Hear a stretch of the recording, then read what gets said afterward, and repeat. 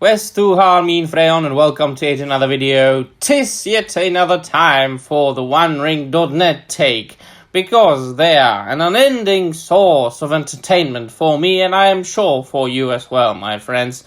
I don't know even how to call them. Are they an online group that is claiming to be fans and experts on Tolkien? I suppose so. People told me that they were relevant once, a long time ago, but what seems to me that they are doing nowadays is asking stupid questions on Twitter and bowing down to Amazon and being, whether it is honest or not, whether it is genuine or not, being excited, maybe sometimes overly excited about the upcoming atrocity that is going to come out in September 2022, and it is called The Rings of Power. And, I mean, everyone who calls themselves TheOneRing.net and is claiming that they have been lifelong Tolkien fans and aficionados, and at the same time are looking forward to positively The Rings of Power, are not true Tolkien fans. I'm sorry, but you know me. If you've been following my channel for quite some time, I'm a bit different from most of Tolkien or fantasy YouTubers in that I'm a traditionalist, and I don't care about the opinions of others. I don't care about huge corporations. I don't care about the left. I don't care about the West. I'm from Europe. I'm far from being influenced by the American society. And simply said, I couldn't care less about anybody. But what I am, as I said, I'm a traditionalist, I am a Tolkien purist, and so on and so forth. This being said, I am willing to accept some films and other media that are adaptations of books as acceptable. I will never ever prefer adaptations over the original work of art. Never. And when an author writes something, well, I consider that to be the canon. If a film is made first, like, the Star Wars films by George Lucas, well, this is the canon, of course. There is a slightly different case, of course, when we think about Star Wars. There's a different case from The Lord of the Rings, and The Hobbit, and The Silmarillion. I will explain in a little bit. Now, the question that the OneRing.net tweeted recently is, what is your unspoken Lord of the Rings headcanon? It's absolutely preposterous, this question, for many reasons. Firstly, is there any other canon than what Tolkien wrote with his own hand and what Christopher Tolkien collected? So what was either published while John Ronald Reuel Tolkien was still alive, or posthumously published by his son Christopher? Is there really any other canon in the world? It seems to me, or this looks like what do you call it? Shipping? Is it shipping when you in your head want two fictional characters to be together? This twisted, these twisted thoughts. It looks to me like that.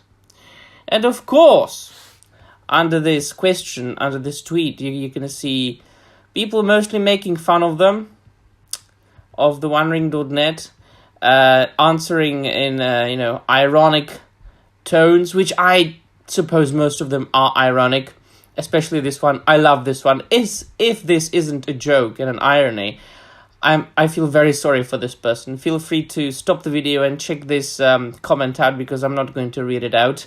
I'm sure there is something that YouTube algorithm will deem to be inappropriate, and they would want to demonetize this video. And most of the comments are in this manner, and there is, of course, no wonder, because who would ask a question like that? Only somebody who is either a nitwit, a witless worm, or who wants to spark mayhem on the internet. You cannot ask questions like these on Twitter and not expect a storm of comments and fights and disputes. And that of course happened. This has happened. Look at that. Woo, crazy. Of course, most people have considered this question to be, well, not really serious. People didn't take it seriously. But I don't think that these sort of questions should be asked by a society or a group, an official, quote-unquote, group that is claiming to be for Tolkien and that are claiming to be experts. There are many experts on Tolkien nowadays, are there? So what is the difference between The Lord of the Rings, Tolkien canon and Star Wars canon? Well, Tolkien wrote books and they were published during his life or after his death, and that's it.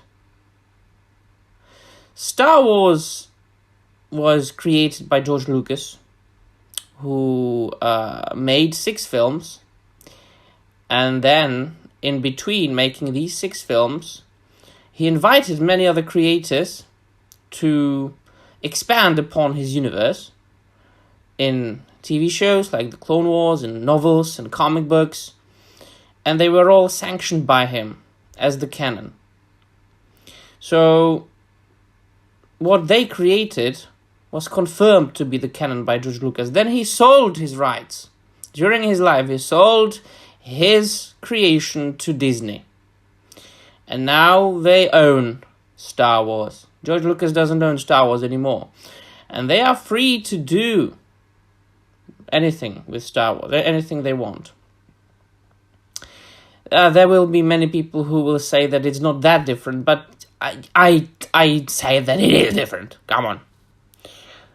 So that's the main difference, my friends. Of course, this is my opinion, and your opinions might differ.